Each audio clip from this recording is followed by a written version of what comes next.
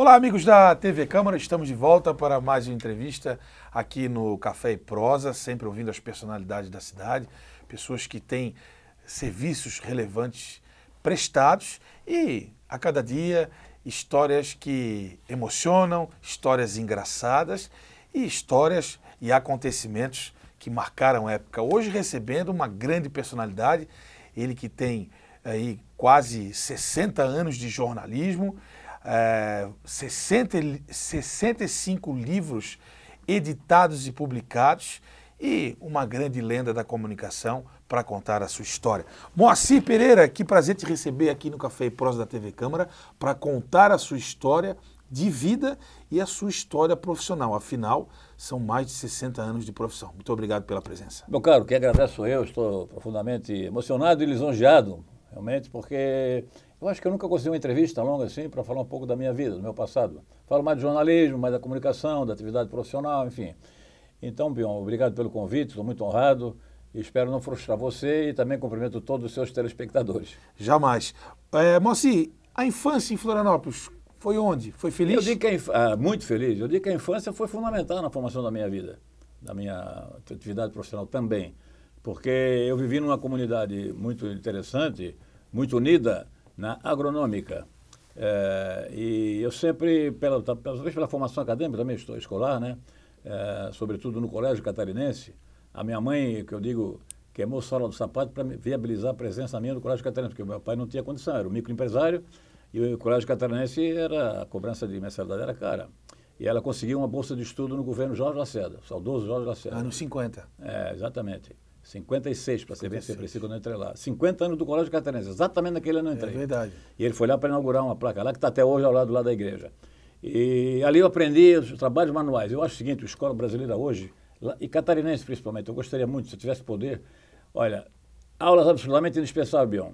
Esporte, matemática, português, inglês, canto orfeônico, eu aprendi canto orfeônico, e trabalhos manuais. Então meu pai tinha uma pequena oficina. Eu comecei já com 12, 13 anos, a partir dos trabalhos manuais do professor Heber Poeta, lá no Colégio Catarinense. Eu comecei a fazer carrinho, fenemê, comecei a produzir pandorga, gostava de fazer pandorga, entendeu? Brincava de boi de mamão, produzia boi de mamão. Tempo dos galpões, né?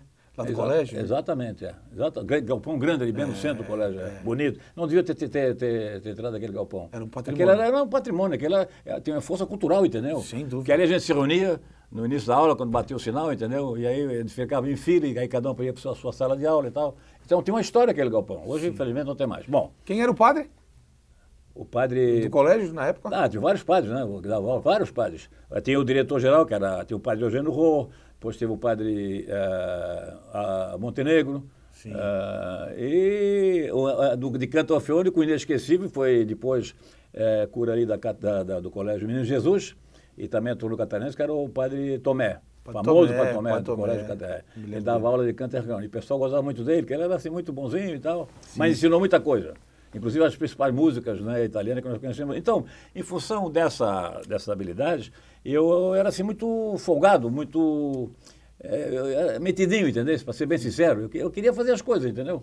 E como tinha essa condição, então eu comecei a primeira atividade remunerada minha com 12 anos, 13 anos, vendendo pandog e vendendo carrinho de rolimão, naquela época era novidade, né? Sim, sim. Morava ali era o Morro do Chapecó. Sim. Convivia com a turma do Morro do Chapecó, aprendi muito pessoal do Morro do Chapecó, do Morro da Bacia, da Agronômica, entendeu? Da subida da rua São Vicente de Paula, onde tem lá na Vila Vicentina, lá tinha um galpão que era da Casa Paroquial, e o padre todo final de semana exibia filmes. Então, além disso, eu tive o privilégio de, por estar no Colégio Catarinense, por isso que eu devo muito à minha mãe. Aliás, nós devemos tudo às mulheres e às mães, né? Sem dúvida. Essa é a verdade. Minha mãe é que era tudo. E aí, formação religiosa e tal. E aí, no Colégio Catarinense, eu tive como colegas, entre outros, inclusive que estão hoje em destaque aí na política, na administração de Santa Catarina, na economia, no meio empresarial, o Paulo César Dausch, que era da família Dausch, que tinha o monopólio de todos os cinemas da cidade. É verdade. E a mãe dele, uma pessoa maravilhosa, saudosa, eu lembro assim com muita saudade, dona Janice. Ela um dia, eu lá estudando com ele, com 13 anos, perguntou se eu não queria ganhar um dinheirinho no final de semana. Quem não quer ganhar um dinheirinho? Naquela época eu não tinha essa exigência rigorosa da lei trabalhista, e aí ela me convidou para ser baleiro do Cine São José. Não aquele que levava aquela cestinha, não, mas tinha uma bomboniere muito bonita. Cine São José era o cine da cidade, né? Sim. O Gito Dausch era envolvido com isso, né? O Gito era sobrinho dela, filho do Jorge Dausch, famoso Jorge Dausch. E ela era casada com o Najib, que era irmão do Jorge Dausch. Bom, então tinha o Cine Hits, tinha a famosa sessão das moças, terça-feira, né? Um preço bom. Tinha o Cine Rocks, que era a gurizada ia, porque eram 2 filmes e mais um seriado. E o seriado era uma coisa que a pessoa frequentava, porque todo final de semana queria acompanhar o seriado lá do Cine Rocks. Um e sempre farostão, sempre farostão. Faroeste. E o Cine São José era o da Elite Florianópolis. À noite ninguém entrava sem paletó, certo? Olha só. Então, o final de semana, sábado e domingo, eu ia lá para assumir a bomboniere da dona Janice. E isso me permitiu, além de um graninha especial, né, o extra, me permitiu também assistir. Eu fui mais, eu acho, por isso, né? Se eu fosse baleiro, se eu fosse o responsável pela bomboniere, empregado lá na bomboniere, era uma coisa ainda informal, não tinha carteira de trabalho, nada. Eu podia assistir filme de graça. Então, imagina, naquela época, um garoto de 12, 13 anos, 13, 14... Ganhava um dinheirinho e ainda assistia filme de graça. Então, eu assisti o lançamento do Ben-Hur. Você deve ter lembrado do filme maravilhoso, né? Charles Weston e o Brian, né? Assisti o lançamento dos 10 Mandamentos, também com os dois, essa dupla aí, e outros clássicos do cinema. E passei a adorar cinema. E hoje eu digo para meus filhos, para minha neta, para todo mundo, quando eu faço palestra, eu digo, cinema é fundamental, porque o cinema é a única atividade artística que engloba todas as artes. Olha, só nessa largada de entrevistas sobre a tua vida, eu noto que, tanto na convivência com o Colégio Catarinense e nessa passagem pelo cinema, a gente percebe que você passou a consumir cultura muito cedo, né? Verdade. Você é um dos homens mais cultos de Santa Catarina. Posso completar? Conhece então, o mundo, né? Perfeito, vou te completar. Então, no Colégio Catarinense, tinha uma atividade cultural maravilhosa chamada, através do Grêmio Cultural Padre Schrader. Então, uma vez por semana, nós nos reunimos e cada um assumia uma responsabilidade. Isto é, aquele vai ler uma poesia, vai ler um clássico da poesia brasileira, o outro vai ler um conto, o outro, entendeu? E aí, para mim, ficou uma responsabilidade, não sei por que também que eu tive essa opção, de fazer a cobertura semanal das notícias de maior interesse dos alunos do colégio. E aí tinha um muralzinho lá, entendeu? Então eu usava a famosa Gillette Press, na época era tesoura, mas ficou como Gillette Press na nomenclatura jornalística, digamos assim, que depois usou-se muito nos jornais aqui também, entendeu? Jornais e rádio e tal. E aí eu comecei o muralzinho e isso aí me deu assim, uma motivação para começar a trabalhar com comunicação.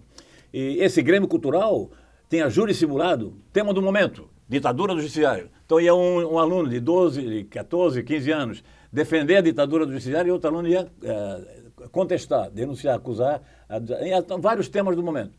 Isso foi realmente uma iniciação importante na minha vida cultural. E até hoje eu me lembro, no Grêmio Cultural tinha lá uma eletrola, um disco, tu não conheceu isso, que era muito novo, tu és muito novo. Disco de 40, tinha 78 rotações, o acetato, e tinha o disco de 45 rotações. Ainda não tinha nada do long play famoso, lembra? Certo?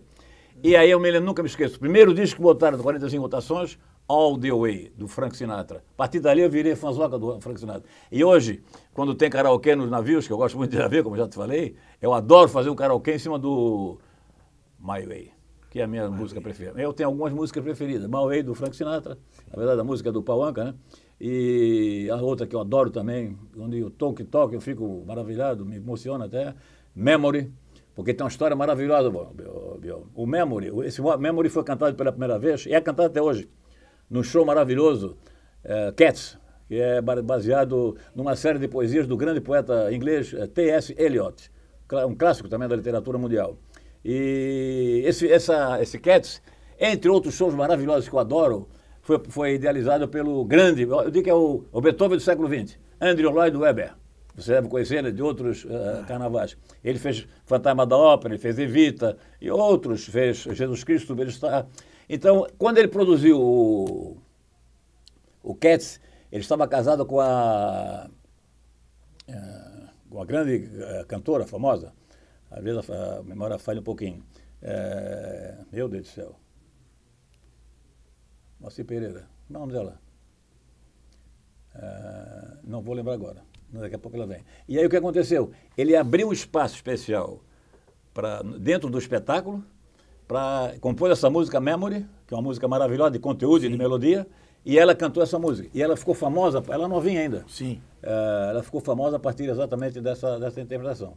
E só para você ter ideia da importância a melodia maravilhosa, e a letra diz o seguinte: hoje a noite está sombria, mas amanhã será um novo dia. Então, é uma coisa assim de incentivo às pessoas que enfrentam dificuldades, entendeu? Que têm adversidades, entendeu? Olha, agora tá nada como um dia após o outro. Trabalho, exatamente. Beleza pura. Moacir, Sara Breitman. Grande, pô. Como é que eu fui esquecer da Sara Breitman, cara? Eu tenho 10 discos dela lá em casa. Acontece. Sara Breitman. Contato com a cultura desde cedo, com a comunicação. Isso te levou para o caminho da comunicação, não teve jeito. Foi isso? Foi assim? Foi lá no Colégio Catarinense que você, eu vou começar a escrever? Foi, aí é o seguinte, eu fudei na agronômica, eu sempre fui muito metidinho, entendeu? Quero as coisas, tenho muito agitado. Aí criamos lá, tinha um grupo bom lá no Yacht Club. Yacht Club não era o Yacht de Vereda. Da agronômica ali, agronômica, onde é hoje o McDonald's.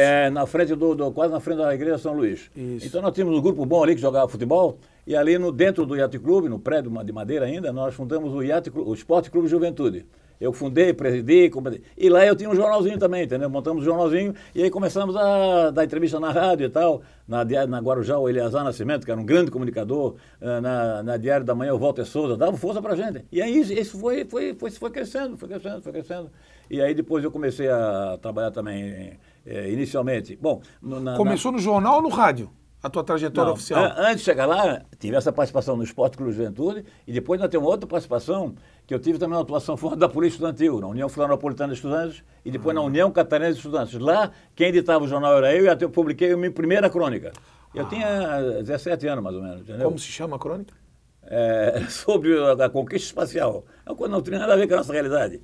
Mas era uma coisa que eu estava curioso, entendeu? Então procurei falar sobre isso. Isso foi nos anos 60, né? Exato, 60, para ser bem preciso, 62. 62. Foi antes da Lua, então. Foi bem antes da Lua. Mas era o assunto no momento, né? Era o assunto. Eu achei que não tinha nada a ver, quer dizer, hoje eu não faria isso jamais, né? Aliás, tem um museu da NASA agora em Balneário Camboriú muito interessante, já estive lá. Não conheço. Já estive lá, conta bastante. Então eu tive essa experiência na USP, né? Aí o que aconteceu? Estourou a Revolução, nós ficamos todos sem atividade estudantil. E aí os colegas meus que participavam da Polícia Estudantil, quem era? Salomão Riba Júnior, Ariel Botaro, Ciro Visali, Adi Vieira Filho, entendeu? E entre outros. E aí eles formaram na Radaita Garibaldi a mais jovem equipe de esporte de Santa Catarina. Aí começaram. Isso em 64, logo depois do movimento militar, da Revolução. No esporte, então. No esporte, exatamente. E aí outra experiência, me designaram para fazer repórter de campo. Eu tive uma única experiência, porque foi um desastre. Então não deu. Aí como eu era muito bom... Que jogo era? Não lembro. Mas era Avaí ou Figueirense? Era, jogo local ali no... Não era clássico? No Pasto do Bode, no Adolfo Conde. Não era clássico? Não era clássico, não. E aí, Bion, o que aconteceu? Eu sempre tive... Foi uma das coisas que me abriu muitas portas também.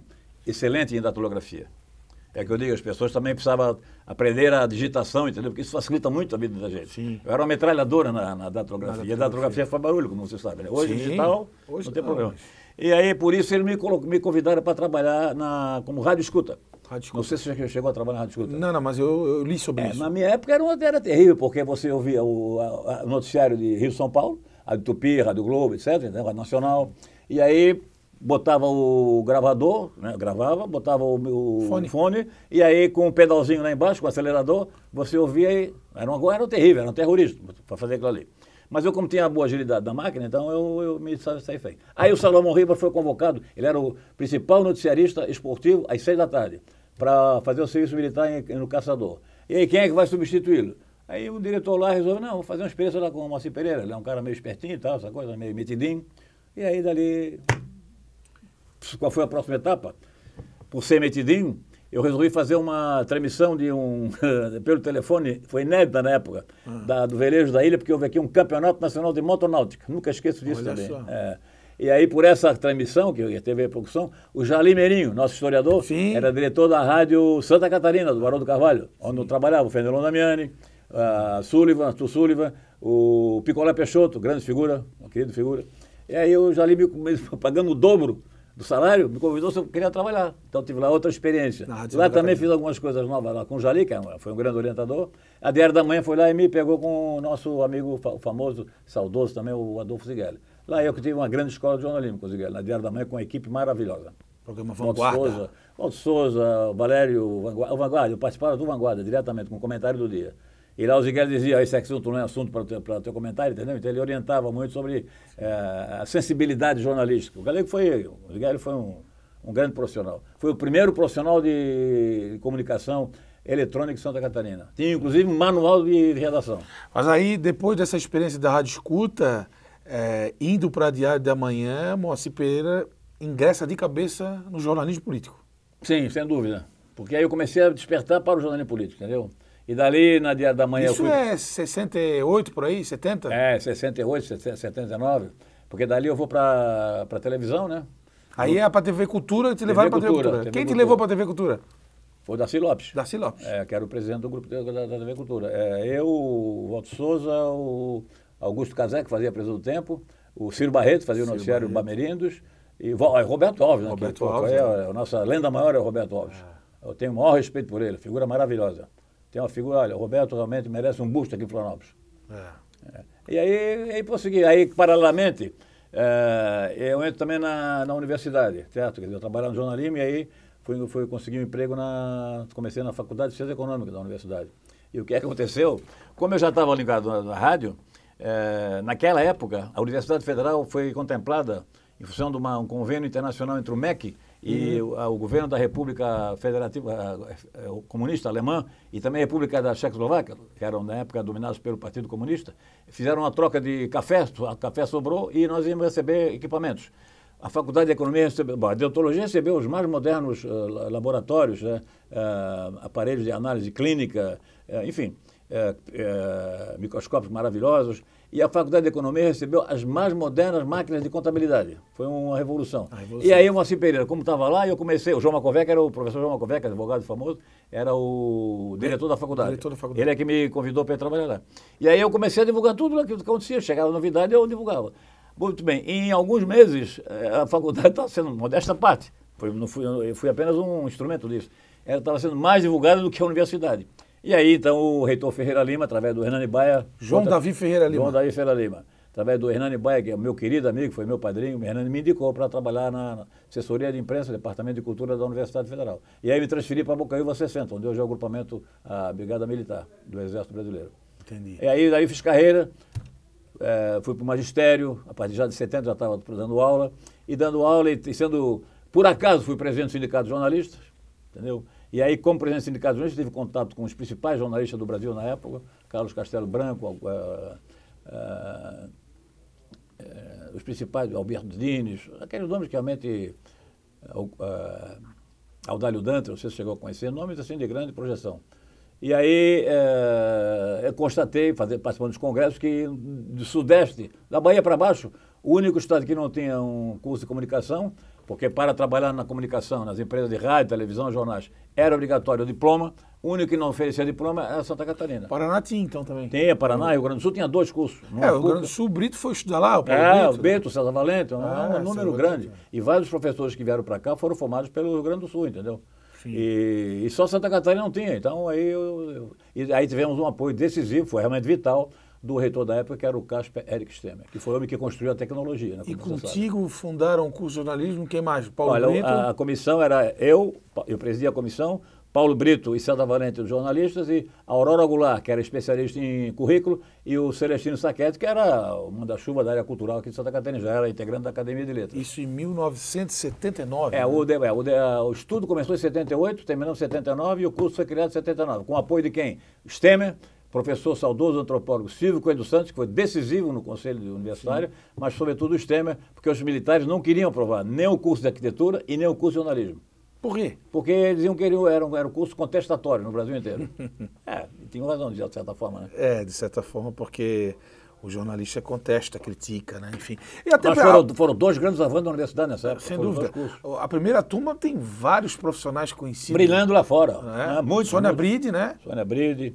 Tem vários aí, eu não conseguiria lembrar, porque tem alguns que estão em São Paulo, estão no Rio de Janeiro, estão em São Paulo, entendeu? E aqui mesmo em Florianópolis, né? Sim. Você é também formado pela Federal? Não, eu sou pós-graduado na Federal. Antes eu fiz na Unisul, a graduação. Na Unisul. Bom, aí o seguinte, que é mais importante, eu gostaria de destacar, o que me deixa muito orgulhoso, é que quando eu vou para o interior do estado, eu encontro vários grandes profissionais formados pelas escolas regionais. Sim. Ok? Na FUB, Itajaí, a Univale, ou lá na Unisul, inclusive com boas instalações, entendeu? Com estúdio, com equipamentos maravilhosos, modernos e tal. Tudo isso aconteceu depois da criação do curso na Universidade Federal. É o legado, né? É o legado que se deixa. E aí a televisão, pelo Grupo RBS foram 2 passagens, né, Moacir? 2 passagens, é. 2 passagens. Total de 26 anos. Uma nós trabalhamos juntos na CBN Diário, mas a anterior... Quando contigo já foi na segunda, né? Foi na segunda, foi na segunda. É a primeira? A primeira ainda era TV Catarinense? TV Catarinense, 1979. TV Catarinense começou em maio e eu entrei com o Cacau Menezes em novembro, 5 de novembro. Com o Jornal do Almoço. Jornal do Almoço. Em maio ela não tinha o Jornal do Almoço. Entrou o Jornal do Almoço, eu nunca esqueço. Eu estava vindo até de um... Já era o Fenelon o apresentador? Não. O Fenelon entrou depois. Depois. Era um outro colega nosso. Acho que era até depois fez o Santos, como é o nome dele? Que fez o Noticiário da Noite. Foi candidato a deputado aqui, nosso colega, o famoso Santos. Salvador dos Santos. Salvador dos Santos. Acho que era Salvador quando ia o... Depois passou a Maria Lins, vários. Mas no final foi o Fernando Damiani. Então eu... Foi revolucionária a vinda da RBS para cá? Mudou, né? Mudou muito. Foi, digamos assim, trouxe uma proposta nova profissional, mais profissional, entendeu? Mais independente, mais profissional. Mas eu acho que deixou um pouco a desejar em relação a vínculos com a cidade. Com a cidade. Vínculos com a terra, com Santa Catarina. Teve alguns eventos que promoveram essa integração Santa Catarina, mas no geral, eu acho que eles poderiam ter feito uma coisa muito melhor, indiscutível, pela força que a empresa tinha, entendeu? No sentido de projetar, entende? Sim. É uma coisa que hoje me motiva muito. Descobrir e projetar valores, fatos de grande interesse público na história de Santa Catarina. Bom, antes da gente começar a falar das obras e de outras questões envolvendo a sua vida, deu para ver que tudo começou no Grêmio Estudantil, depois o rádio, a televisão, mas o Moacir Pereira, no Bom e Velho Jornal, fez uma grande história, né? Com colunas. Por quê? Porque trazia fatos diferenciados, vários furos, né? Aqui a gente pode ver a característica toda mudou há 50, 60 anos. O bloquinho e a caneta, isso a gente sempre viu. Porque todo mundo me questiona, você vê o teu celular? Eu digo, é diferente, é diferente. Aqui, pode ser até uma coisa, uma mania minha, entendeu? Mas aqui eu anoto, aqui eu botei aqui, ó, Café, Prosa, Bion. Sim. Se eu chegar em casa agora, o que eu falando com o Bion, vou lembrar tudo por causa dessa dedicação aqui, entendeu? É a referência. Porque foi uma experiência que eu tive no início com o Cacau Menezes. Sim. Eu participei com o Cacau Menezes de um determinado evento com uma autoridade que eu não lembro qual foi mais, entendeu? E aí eu esqueci o bloquinho em casa.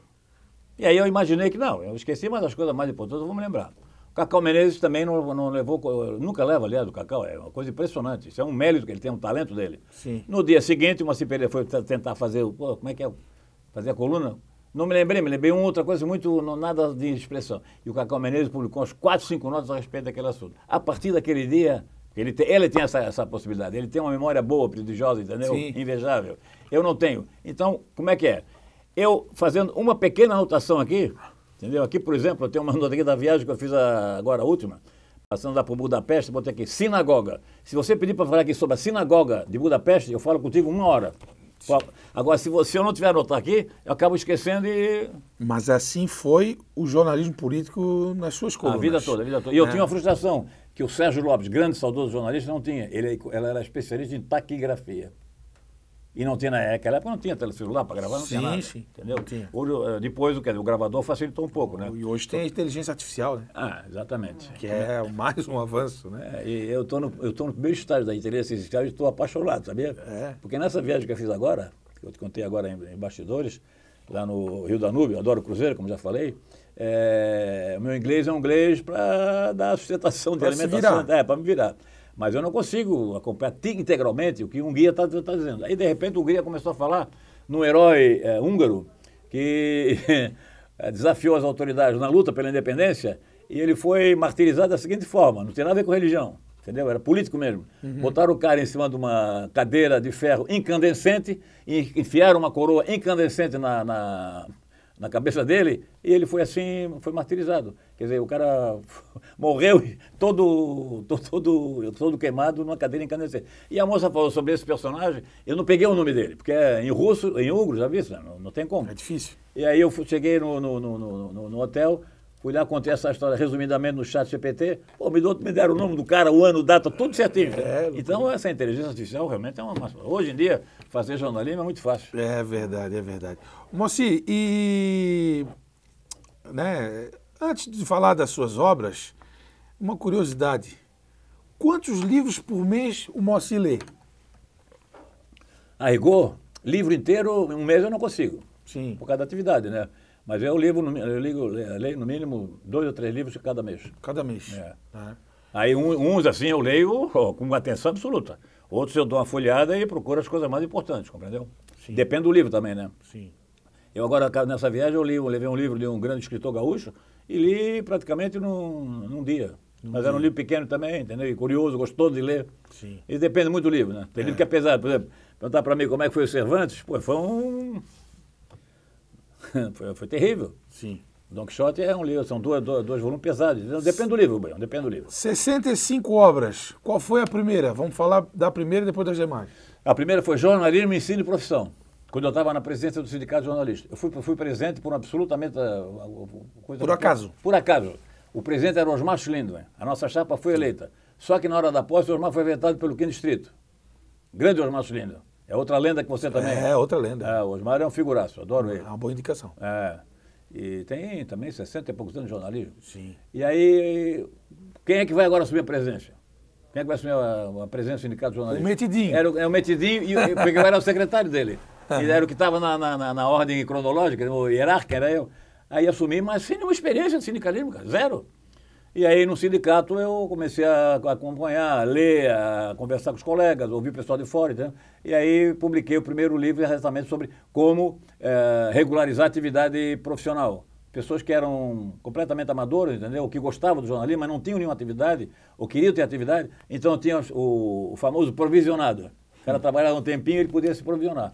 E aí publiquei esse livro, Jornalismo, Orientação e Ensino. Ou seja, a literatura estava na veia. Começou com uma orientação profissional. Não sei se estava na veia, mas eu gostava de escrever. Aliás, eu adoro escrever. Continua gostando? Adoro escrever. Adoro. Mas eu digo assim, começou assim, um livro sobre a profissão. O Bion, tu não acredita, quando eu estou na ociosidade, eu fico atrás do computador que eu gostaria de estar ali para porque tem muita coisa na cabeça para escrever. E eu vou te falar, Deus que me permita ter mais anos de idade, que eu tenho alguns nomes assim, que vocês vão ficar assim impressionados com a qualidade desses homens. Entendeu? Homens que merecem realmente uma... E veja bem, eu não sou melhor do que ninguém, não. Você é um baita profissional também, entendeu? Eu já testemunhei isso trabalhando contigo. Mas é o seguinte, é que eu tive o privilégio que o povo me deu. Não tem nada a ver com política, é questão profissional. O que é que o povo fez? Me prestigiou. Com audiência no jornal, com audiência na televisão, com audiência na rádio, certo? E eu tive, por essa condição, por essa representação, eu tive acesso a fatos e a personagens que só eu tive. Quem é que esteve, por exemplo, em todos os atos do Papa João Paulo II, na única visita de um Papa a Santa Catarina? Todos. Em 1991. Fui credenciado pelo Vaticano, também não pergunta por quê, que eu não sei responder. Porque vieram repórteres, jornalistas da Europa inteira, do Vaticano, entendeu? De Roma, do Brasil inteiro, para cobrir essa visita aqui. Sim. E aí eles distribuíram, fulano vai para cá, fulano, cada evento tinha... E eu fui credenciado, graças a Deus, para ir a todos os eventos. O Odilon Lunardelli, de saudosa memória, grande editor de livros, soube disso depois que o Papa foi embora e me estimulou assim, quase que me obrigou. Escreve um livro, faz um inventário sobre esse... E aí eu escrevi esse livro, contando o que eu vi durante essa passagem dele. Eu tenho 2 lembranças, né? Eu tinha 10 anos. Então, assim, eu me lembro a gente na Avenida Beira-Mar aguardando a passagem do Papa Móvel. Sim. E a missa, que eu fui no aterro, sim, meu pai a pé, com guarda-chuva na mão porque estava chovendo. Isso. São as lembranças que eu tenho. Isso. É isso aí mesmo. Mas eu tenho de todas. Eu tenho dele lá no Colégio Catarinense. Dormisse lá no colégio também, nessa noite? Não. No colégio, no Arcebispado, na Polícia Militar, entendeu? Na reunião com as freiras, enfim, lá no ginásio do Sesc. Porque eu estava credenciado, então eu quis aproveitar. Eu não tinha a menor ideia de que isso podia acontecer. E a foto tem, né? A foto tem. Muita foto, muito material. Então, tua com ele? Tem uma só, aliás, está guardada num quadro lá comigo. Uma só. Foi no dia que eu tomei a comunhão ali, quando ele celebrou a... Aliás, ele era um papa muito carismático. Muito carismático. Comparado com o de hoje então, meu Deus do céu. Esse é diferente, né? Mas o alemão que sucedeu o João Paulo era mais turrão, né? Sim. Ratzinger. Né? O Ratzinger até mais ortodoxo, né? Isso. Mas marcou a época isso marcou a história, quem viu. Sem dúvida nenhuma. Ô, Moacir, aí aí as obras, as primeiras foram sobre a profissão, né? Não, aí vem a série, eu fazia uma série de palestras sobre a minha tese, eu fiz pós-graduação em Direito, e a minha tese era assim, a liberdade de imprensa e expressão como fundamento para as sociedades democráticas. Porque nós estávamos no regime militar, não esquece, né? Tá certo? E aí, mais uma vez, o Odilon soube e disse assim, Moacir, não dá para fazer isso no livro? E aí eu fui motivado e escrevi um livro também mais de caráter acadêmico, digamos assim, na verdade, uma espécie de um ensaio. E eu não sei se eu tenho aqui, acho que eu tenho aqui, Os primeiros, só para te dizer, porque cada livro tem uma história, Bion. Sim. Entendeu? Tem aqui a lista. Ah, de todos os livros? Hein? Tá tudo aí? Tá tudo aqui, tá. É no último livro que eu fiz do Conde. Do E outra coisa, você pergunta, Moacir, você quer, eu vou te pagar, vou te dar 10 viagens de cruzeiro marítimo, em qualquer lugar do mundo. Você consegue escrever o livro do número 15? Eu não consigo mais escrever. Está de acordo? Sim. Porque é o que eu digo para os alunos e para colegas quando eu faço palestra. O tempo é inexorável. O tempo é inexorável. Por quê? Você é um cara muito mais bonito. Há 10 anos, era muito mais bonito 10 anos atrás, não era carequinha, tinha muito cabelo.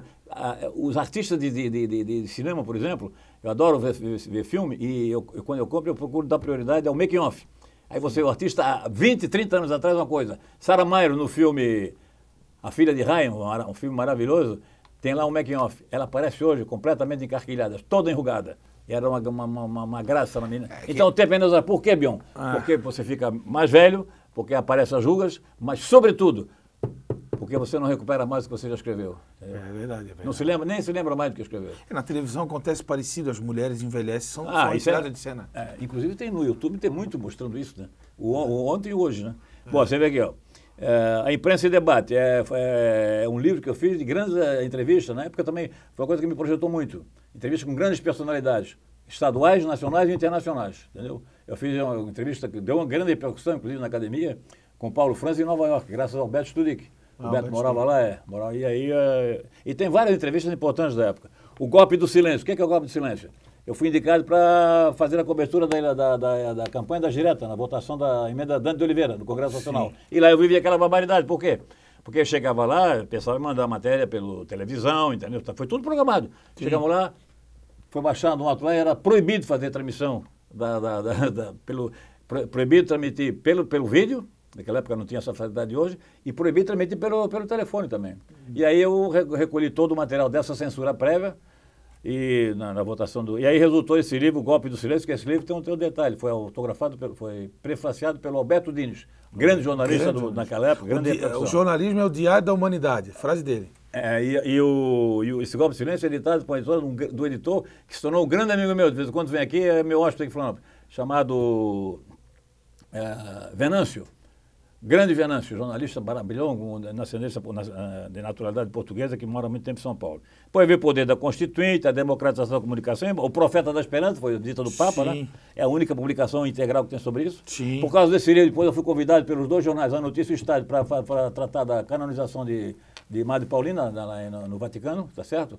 Aí com João Paulo II já completamente doente, vem embora. Aí vem, se você quiser, acadêmico, direito à informação da nova lei de imprensa. Vem o Silveira no depoimento, a primeira biografia de ex-governador. E aí começa aí. Aí dá uma virada na tua carreira literária. Adolfo Zigueli, conta a história dele. Wilson Clanubim morreu, aí eu escrevi o livro. Também convivi com esses caras todos, entendeu? Todos os governadores, né? Então eu achei que tinha essa obrigação de fazer esse tipo de trabalho, entendeu? Outro assim, Senhor do Espaço, uma história sobre o... Da nossa Irmandade. Estou para publicar outro, porque eu descobri coisas novas, entendeu? Muito interessantes. Fatos novos. Lá no Vaticano, Senhor do Espaço, a primeira viagem, o Índio Carijó. Conhece essa história, não? O Índio Carijó, que virou príncipe francês, é uma história maravilhosa. Em 1504, ia para as Índias, acabou parando aqui em São Francisco do Sul, o comandante Palmier de Gonneville, que era lá de Honfleur, no norte da França, na região da Normandia. E aí ele chegou lá no Abô, fez amizade com os Índios Carijós, e aí o chefe, o cacique, como os caciques só viviam de arco e flecha, eles chegaram com a armação de pólvora seca.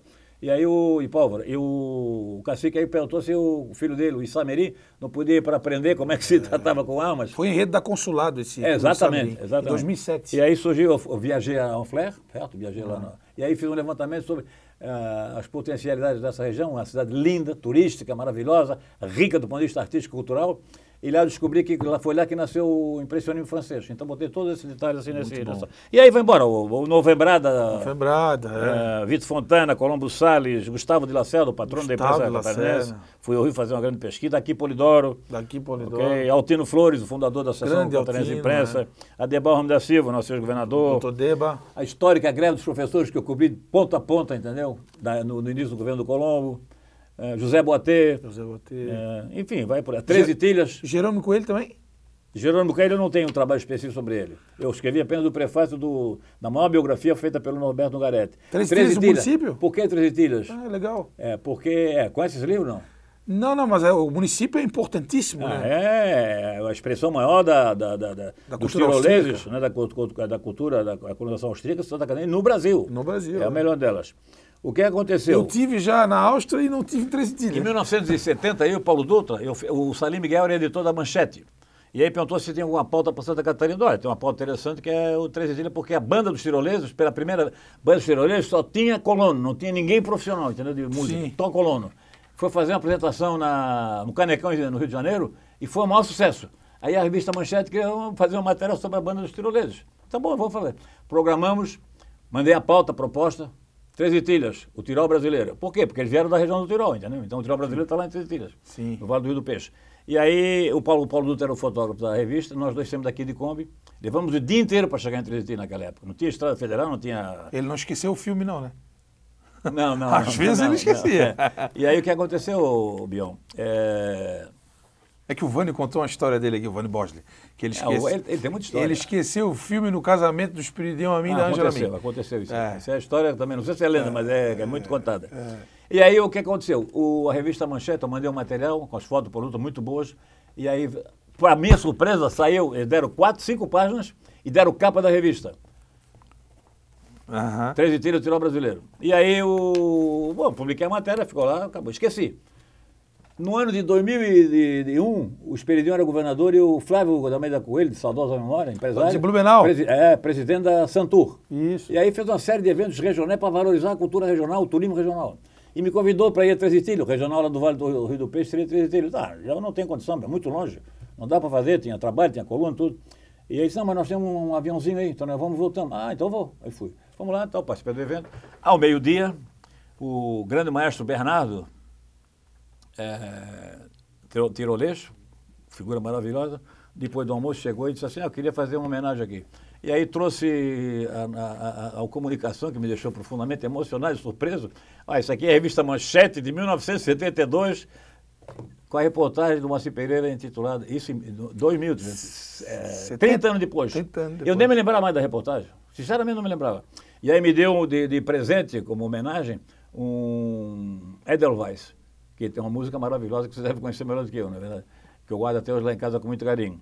E aí, o que aconteceu? Em função dessa homenagem, eles me deram o título de cidadão, porque o título da reportagem foi adotado como slogan oficial da cidade.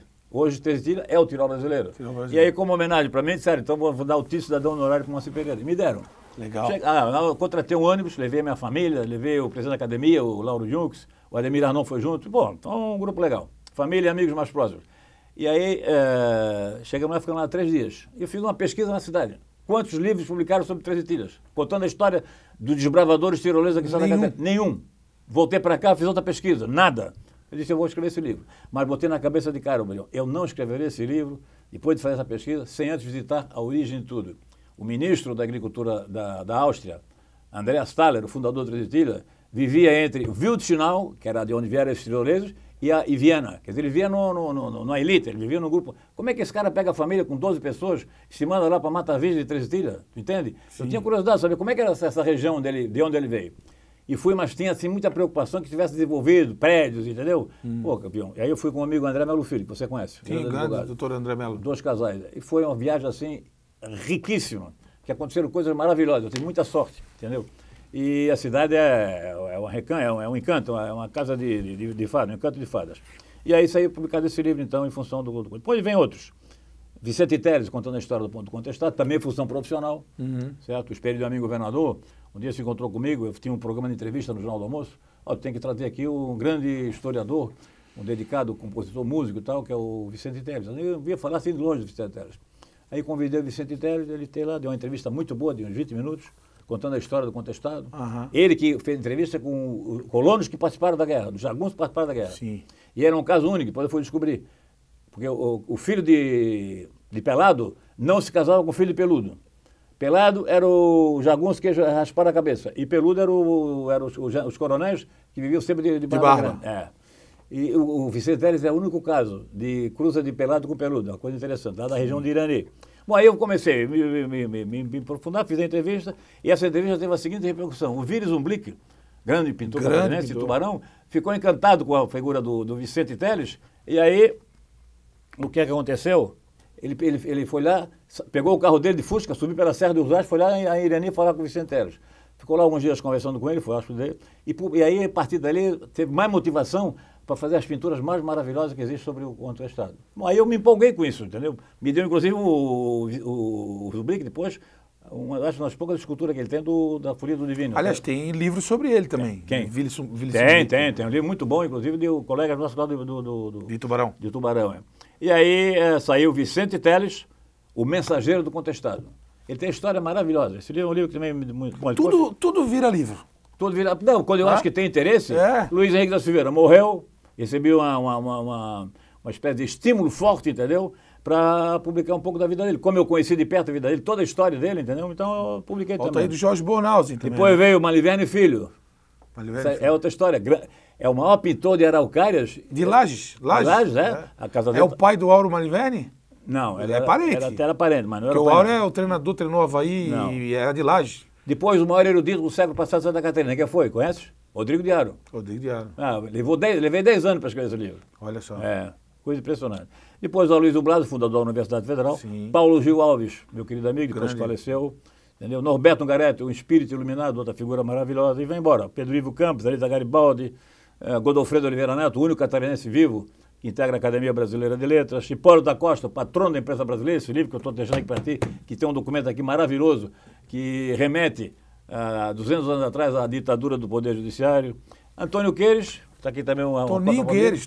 Figura maravilhosa, um homem de grande sensibilidade. Nessa sua linha de personalidades, vejo dois nomes, né, que despontaram na política e que merecem a biografia, Jorge Bonaldi. Né? Jorge Bonaldi está na minha lista lá. Está na tua lista. Já tem material, só falta tempo para escrever. E o próprio Esperidião Amin também, né? Esperidião já tem um dele e tem outro que está sendo elaborado. E que são duas personalidades que você conviveu, né? Aliás, eu queria um relato seu a respeito dessa relação com os grandes políticos de Santa Catarina, a convivência com eles, não só governadores, mas deputados, senadores. Né? Fica à vontade, Moacir, para falar, para contar as passagens, os momentos históricos de Santa Catarina que você presenciou e relatou, seja no jornal, no rádio, na televisão. Ô Bion, primeiro é o seguinte, você falou há pouco ali no negócio do furo, né? Se tem uma coisa que me deixava feliz, realizado como jornalista, era dar um furo. Sim. E graças a Deus eu tive a possibilidade, em função das fontes, de dar vários furos de importância até nacional, alguns deles. Mas, Bion, eu teria assim, muitas coisas para relatar aqui a respeito dos personagens, mas cada um tem uma história diferente, entendeu? Do ponto de vista do relacionamento. Eu vou ficar com esse aqui, o último, se você permitir, Antônio Carlos Conde Reis. Claro. Por quê? Porque o Conde Reis foi o único catarinense na história da vida pública do Estado que se dedicou integralmente à vida pública. Não tinha mãe, não tinha mulher, não tinha filho, entendeu? Então ele tinha parentes com as convivia, tinha irmãs. A vida dele era a política, a vida pública. Desde que ele terminou, antes mesmo de terminar a faculdade, entendeu? Ele já era dedicado à vida pública, já gostava de fazer política, de prestar serviço ao povo, entendeu? E foi um cara que realmente não teve o segundo, não encontra um segundo. Foi único até hoje, amanhã pode até surgir, que teve isso aí. E eu gosto de destacar o fato, primeiro porque esse livro aqui aconteceu, a história desse livro, cada livro tem uma história, né? Como eu já acabei de falar. Sem dúvida. O que aconteceu? No mês de julho do ano passado, Bion, eu percebi que não iria haver nenhuma homenagem ao Conde Reis no centenário do seu nascimento, que aconteceu em dezembro. Eu disse, mas alguém tem que fazer alguma coisa. Como eu acompanhei a vida dele, seja do ponto de vista senador, de deputado, sobretudo de governador em 2 momentos, sim. Eu disse, ninguém vai escrever, então eu vou levantar. E aí levantei a vida do Conde Reis, que pouca gente conhece, não apenas como político, mas também como acadêmico e como estadista. Acadêmico na academia, estadista no Instituto Histórico e Geográfico de Santa Catarina. Ele participou dessas instituições. E aí eu comecei a levantar dados e fiz uma espécie, compilei. E aí escrevi também o que eu imaginava, o que eu pensava, o que eu vi na história do Conde Reis. E tem uma particularidade, já que você quer particularidade, que é o seguinte, o Conde Reis, nomeado governador em 1975, na sucessão do Colombo Salles, ele era um homem duro, sempre de gravata, sempre oficial, sempre formal, pesado, defendendo a censura, defendendo, entendeu? Estava na dele, estava defendendo os princípios dele. Muito bem. E aí enfrentou problemas desde o início do governo, não sei se você está lembrado. Não, acho que não. Eu não era nascido, eu sou de 81. 81? 81, eu sou de 81. Então, tu vê que coisa louca, cara. Aí ele indicou o Sebastião Neto Campos para ser eleito presidente da Assembleia Legislativa. A Arena tinha maioria. Mas aí, porque houve uma série de reações, o MDB se uniu com alguns deputados da Arena e elegeram o Epitácio Bittencourt.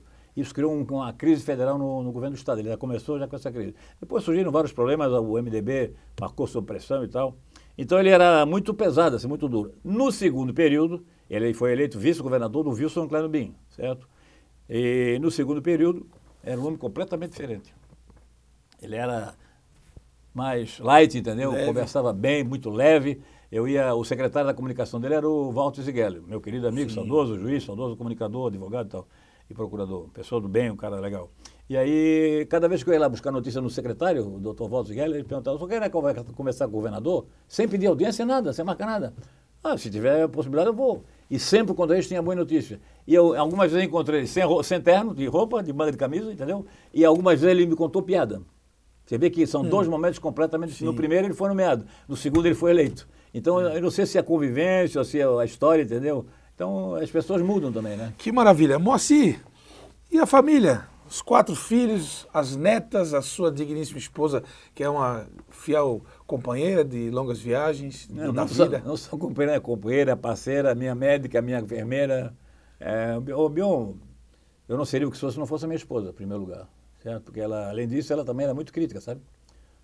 Às vezes eu tenho que invocar um pouco a minha atividade profissional para... Ela quer me dar uma orientada para um lado, para o outro e tal. Não, calma. Isso aqui tudo bem, tá bem.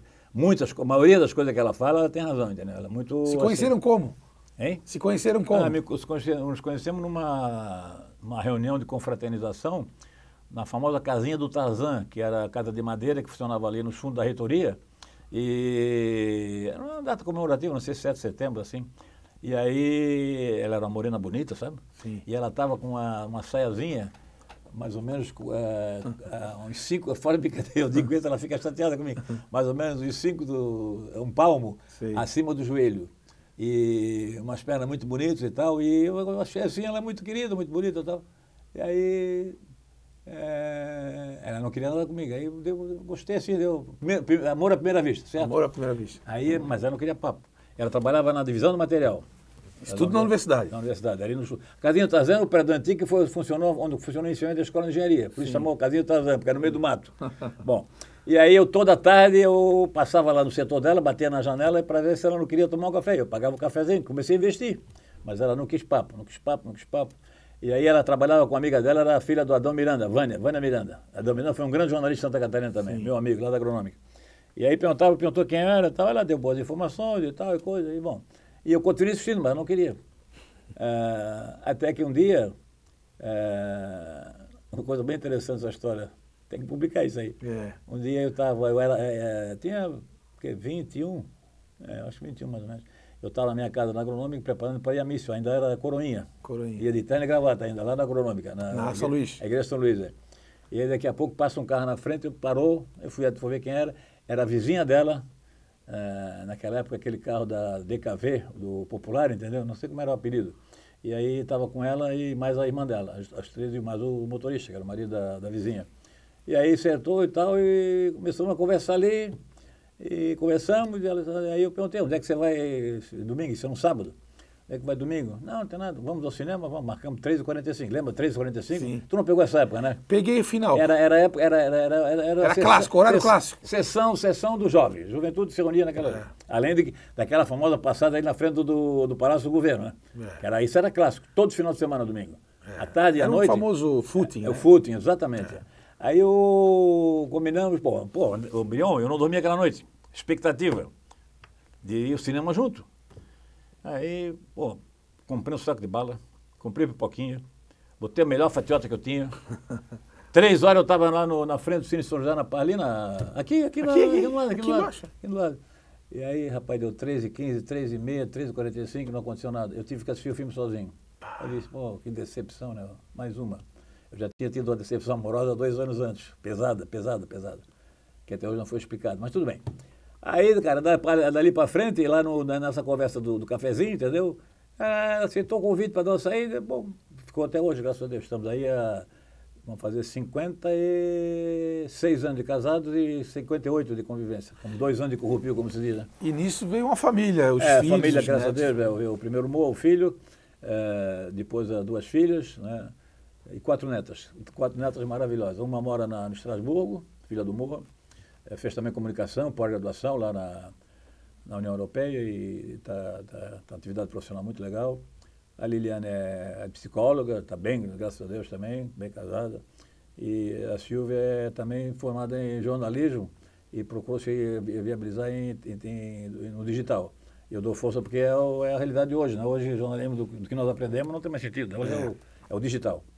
É isso aí. E as 4 netinhas, você plantou família, o Bion, sinceramente, se eu puder deixar alguma mensagem aqui para os teus telespectadores, agradecendo mais uma vez esse honra do convite, se há alguma coisa que motiva a gente, que é o início e fim de tudo, é a família. Verdade. Olha, notícia ruim é a família que consola.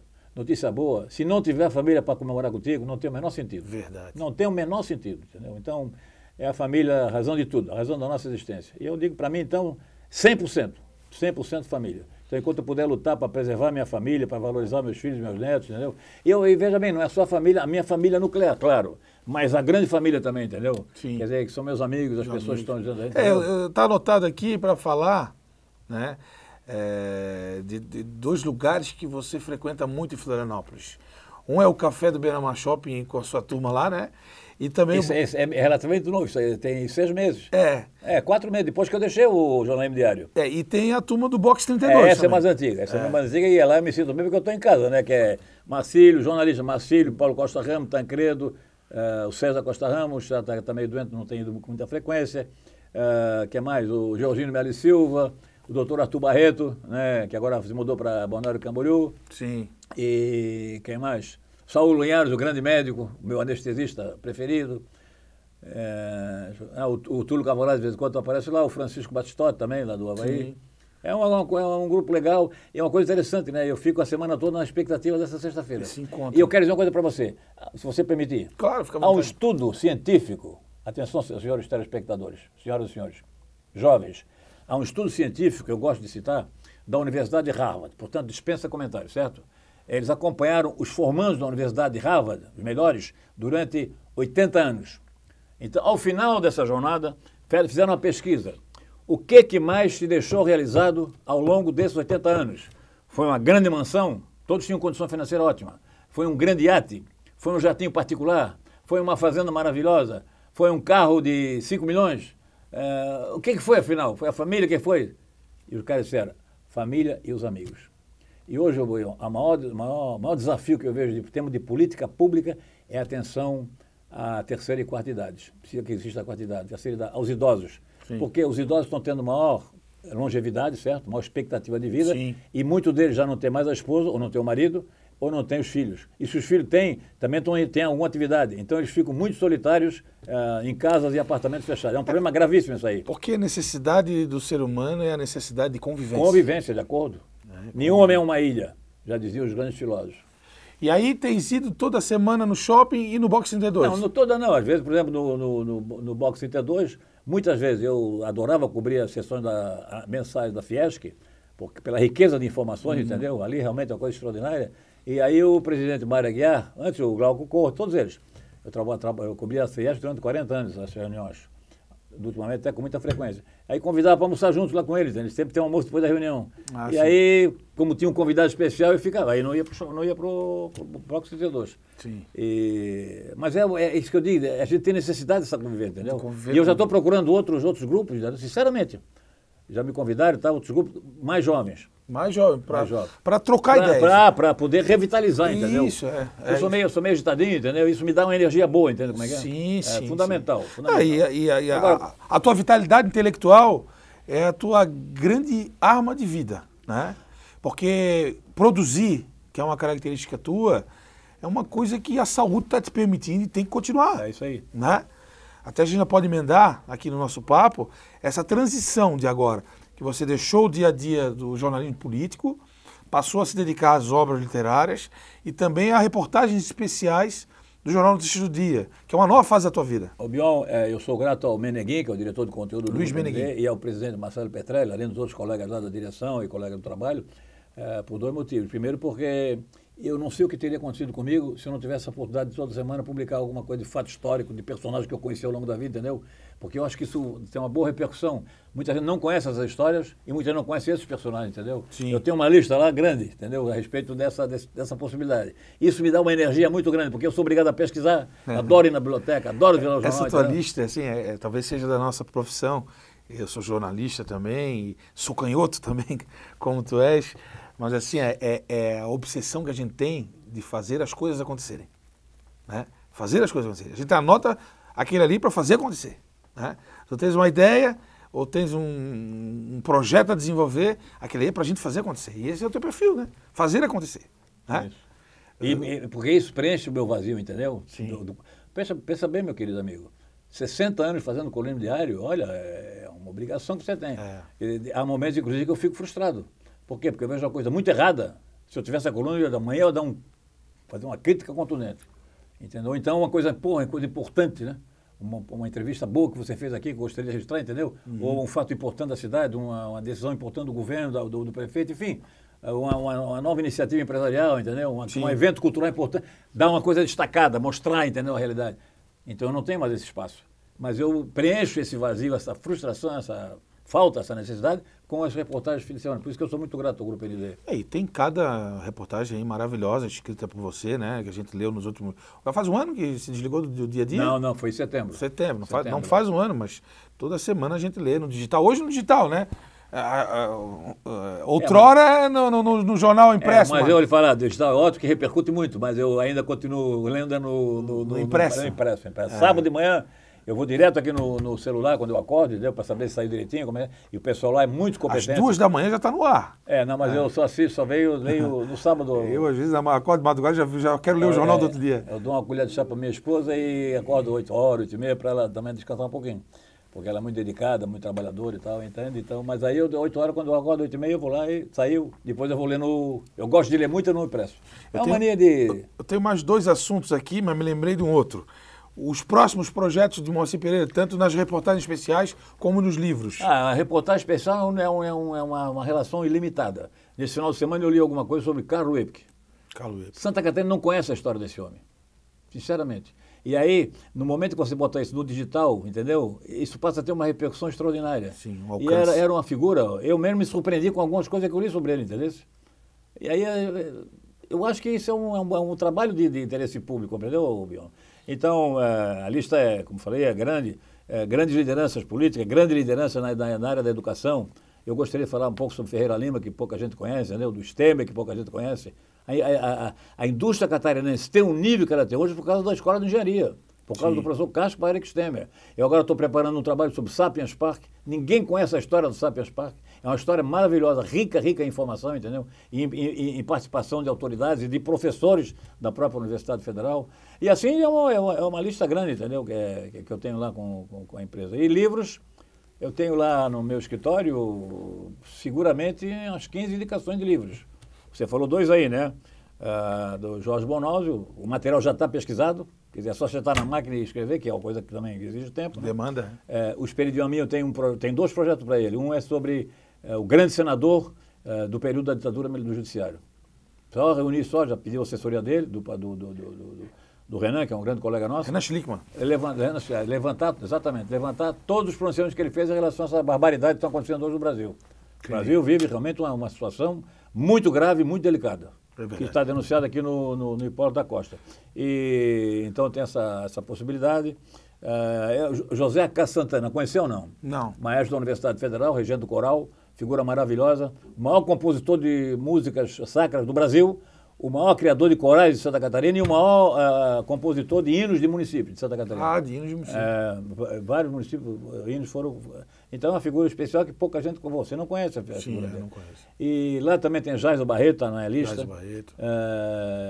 Que mais, Moacir Pereira? Tem inúmeros nomes, assim de cabeça eu não consigo me lembrar. Então lá.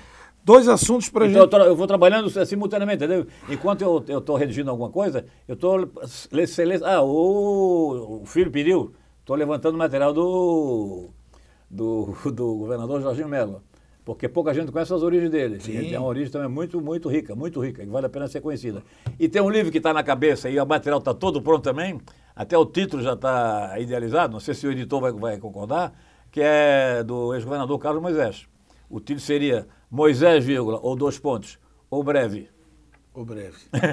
Um mandato. É porque... E aí explicar por que o Moisés não conseguiu um destaque na política catarinense. Eu sei quais são as razões. Eu explico as razões, eu comprovo as razões, entendeu? A principal delas é a traição. Foi eleito por Bolsonaro, achou que tinha eleito Bolsonaro e traiu Bolsonaro na primeira esquina. Sim, sim. Perfeito. Moacir, 2 temas para a gente fechar. Sim. Moacir Pereira conhece o mundo. Uma vez eu perguntei, Moacir, qual país não conhece? Não conheço. Não conheço. Não conhece? Eu conheço algumas coisas, mas não conheço o mundo, não conheço. Mas conhece grande parte. Conheço muitas coisas, graças a Deus. O jornalismo me permitiu isso, graças a Deus. E como és um homem culto da cultura mundial e traduz isso para o nosso público, quais foram as boas experiências nesse planeta tão grande que é o planeta Terra? Em que aspecto? Não, experiências de vida, Não, de Bion, cultura. O seguinte, cada viagem é uma viagem de enriquecimento. Lembra um texto teu falando sobre Santa Catarina de Alexandria? Eu te falei ontem que, hoje, né, que eu não sei, acho que foi para você. Eu tenho um professor na Faculdade de Direito, Alexandre Queiroz, querido professor, ele repetia, quer enriquecer, viagem. Não enriquecimento financeiro, não enriquecimento patrimonial, enriquecimento pessoal e cultural. Viagem para o interior da ilha, viagem para o interior de Santa Catarina, viagem, conheça pessoas, conheça lugares, conheça histórias. Isso aí. E eu cada vez me convenço mais disso, que ele tem razão, entendeu? Tem que viajar. E se você me qual foi a melhor viagem que fizesse? Foi a última. Quando eu descobri Budapeste, cara. Há 30 anos que eu tenho vontade de conhecer Budapeste. Mas a Europa Central tem um pouco afastado da gente por causa do comunismo, né? Sim. Então surgiu a oportunidade de fazer um cruzeiro no Danúbio e eu conheci agora e eu estou maravilhado. Primeira oportunidade que eu tiver que eu possa voltar lá por mais uns 10 dias, entendeu? Porque fiquei só 4 dias, 3,5. Então, no final do cruzeiro, então, é uma coisa espetacular do ponto de vista histórico, do ponto de vista foi a cidade que eu conheci que tem maior número de monumentos. É mesmo? Maior número de estátuas, maior número de obras de arte em praças públicas. Entende? O que é que Valorização da cultura. Eu tenho vontade de conversar com o prefeito Topázio e dizer, Topázio, vamos botar mais arte, mais cultura aqui nas praças de Florianópolis. Vamos homenagear pessoas importantes de Florianópolis. Eles homenageiam todos os grandes líderes, não apenas líderes históricos, não, políticos, mas também gente do povo, entendeu? Sim, que do falta povo. em Florianópolis, cara. Onde é que estão os nossos líderes populares aqui? Entendeu? Está faltando isso. Tem que então, mostrar. Já que você falou... Toda viagem é um enriquecimento, sempre. Já que você falou de Florianópolis, era a minha última pergunta. Moacir, ao longo dos seus 79 anos de vida, a Florianópolis do passado, do presente e do futuro, queria que você fizesse uma análise de tudo isso, porque a cidade está crescendo.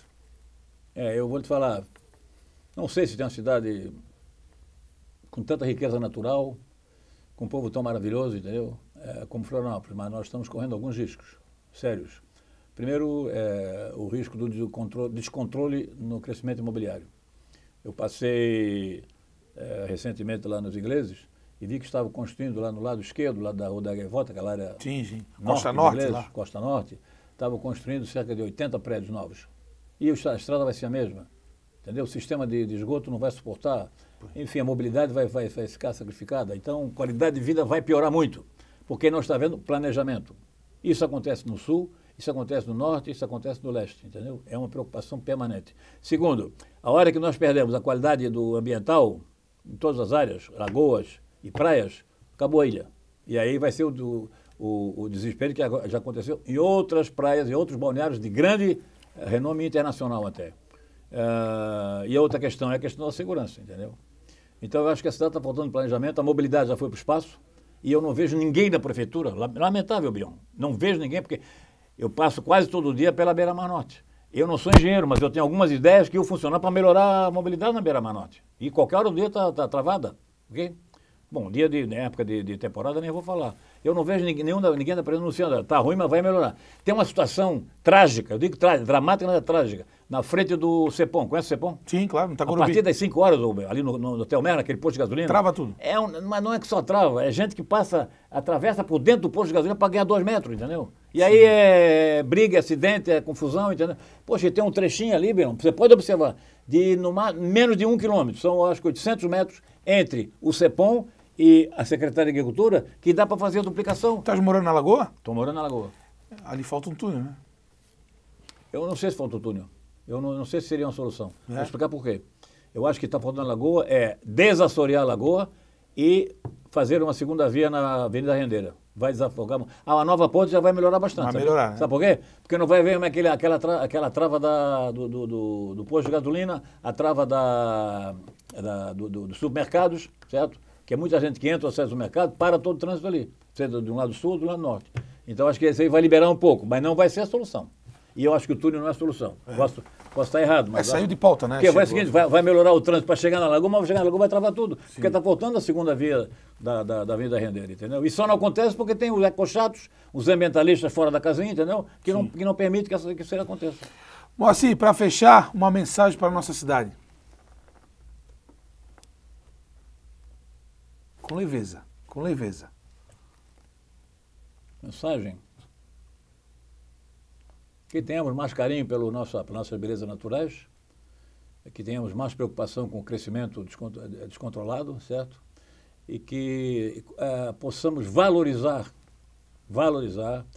aqueles que construíram essa cidade e não estão sendo valorizados da minha maneira de ver. E de várias atividades. Nós temos o melhor carnaval de Santa Catarina, sem dúvida nenhuma, apesar de uma lei aí que furada. Pois é, aprovaram a lei, Deus que me livre, a capital... Sem comentário, sem comentário. Capital catarinense do carnaval é Joaçaba, né? Sempre foi o segundo melhor carnaval do Brasil, sempre. É verdade. Verdade, então uma injustiça terrível. Aliás, qual é a tua escola de samba? Copa Lorde. Embaixada Copa Lorde. É. E teu time de futebol? Por causa da comunicação. O Lauro Bandeira, conhece? Lauro Bandeira. E o Laurinho Bandeira, que é meu querido amigo, conheci lá em Viena.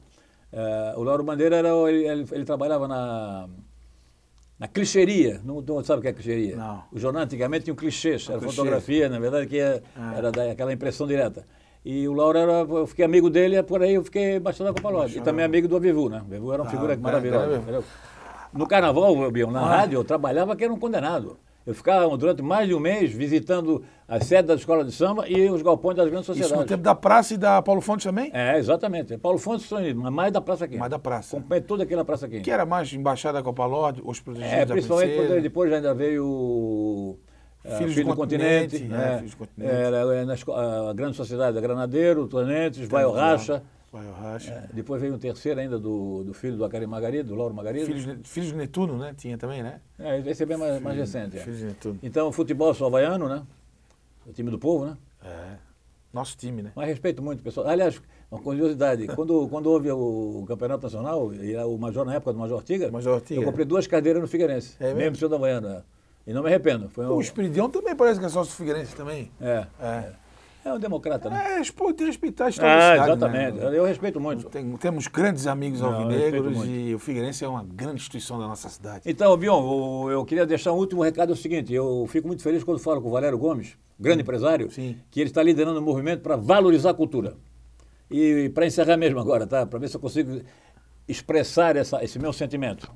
Mais uma vez agradecendo a honra do convite, prazer estar contigo aqui.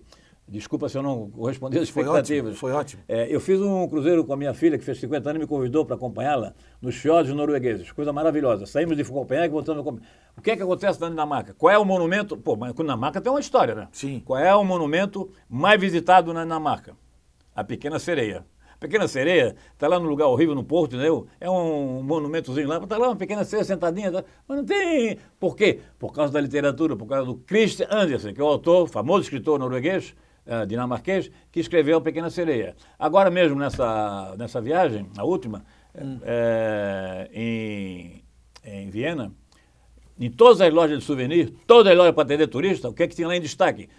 Peças maravilhosas de Gustav Klimt. Gustav Klimt é o maior artista austríaco e é autor do famoso Beijo, você deve também conhecer, né? Que realmente as obras dele são maravilosas. Bion, o que tu imagina de souvenir com o Beijo, com o Klimt, está lá. Entende? Então, o que é que eu quero dizer? O Valério Gomes está certo, ele está iniciando movimentos para a valorização da cultura. Por quê? Porque os especialistas mundiais dizem o futuro da cidade, a primeira prioridade, cultura. A segunda prioridade, cultura. A terceira prioridade, cultura. E cultura implica em tudo. Arte, escola de samba, pintura, teatro, música principalmente. Outra coisa que eu queria dizer para vocês, eu me inspiro muito na música. Eu vivo da música. Nietzsche perguntava, né? O que seria da humanidade sem a música? É verdade. A música eleva o espírito. A música pacifica, a música evita conflitos, a música te eleva, a música te inspira para grandes realizações. Um beijo no coração, felicidade para você e para a tua família. Foi um prazer, uma honra por estar aqui no seu programa. Maravilha. Felicidades. Moacir Pereira. Os livros? Os livros, sim. Vamos mostrar os livros. Mostra aqui, ó. Os livros aqui. Conde Reis, Hipólito da Costa, patrão da imprensa, cada aí, governador. Vou mostrar aqui nessa câmera. Eu ia trazer do Pedro Lima para não trazer dois de um partido só, de um do MDB e outro da hora do legal. Olha só que cena bonita aqui, ó. Paulo Gil, você deve ter conhecido também, grande Paulo figura. Gil, filho dele é meu amigo. E o meu querido Antônio Queires, que também dispensa, esse é outra figura extraordinária. Só gente da cidade, Só gente da cidade, é isso aí. Só gente da cidade, seu Toninho Queires. Aliás, a família Queires fez agora 70 anos. Estão fazendo 70 anos, né? É isso aí. No livro do Conde Reis tem lá a lista dos meus livros. Se você estiver interessado, alguns já estão com a edição esgotada, claro. Claro, eu tenho interesse. Se você estiver interessado, tudo bem. E ultimamente, então na viagem que eu fiz ano passado, também cruzeiro, cheguei em Roma, fui lá com o único objetivo. Lembra do Nixon, aquele grande artista da Espátula? Sim. Um dia ligou para mim, todo empolgado, Moacir Pereira, sabias que eu sou empolgado por Santa Catarina da Alexandria também, que é a nossa padroeira? Sim, a nossa sabias que o Michelangelo pintou a Santa Catarina na Capela Sistina? Eu digo, eu não acredito. Nunca o Rodrigo me falou isso, cara, o maior especialista. Sim. Nunca nenhum bispo falou isso. Nunca o Esperidião, que também adora ela, falou sobre isso aí. Aí eu terminei esse cruzeiro em Roma e disse, eu vou lá visitar. Fiquei ali, comprei a passagem antes, um antigo dentro, cheguei lá e conferi e fotografei. Michelangelo pintou e tem uma história maravilhosa sobre essa pintura. Entendeu? Então, é em função exatamente dessas... São as descobertas, né? Descobertas. Então, o meu último trabalho é sobre Santa Catarina da Alexandria. Se você estiver interessado, eu trarei com o maior prazer. Com certeza. Não quis descansar. Obrigado. Moacir Pereira, a lenda da comunicação, da cultura e da literatura em Florianópolis, em Santa Catarina e, por que não, no mundo, trazendo a sua história aqui no Café e Prosa da TV Câmara, que ficará para sempre nos anais da cidade, e é um prazer imenso ouvir essas belíssimas histórias. A supervisão técnica de Tiago Veríssimo e a direção geral é da jornalista Carla Silveira. Um abraço a todos e até a próxima.